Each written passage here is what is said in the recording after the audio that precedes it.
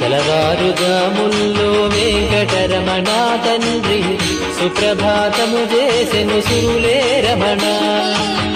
పంచామృతములతో వెంకటరమణ తండ్రి నిత్యాభిషేకములే నిత్యము రమణ.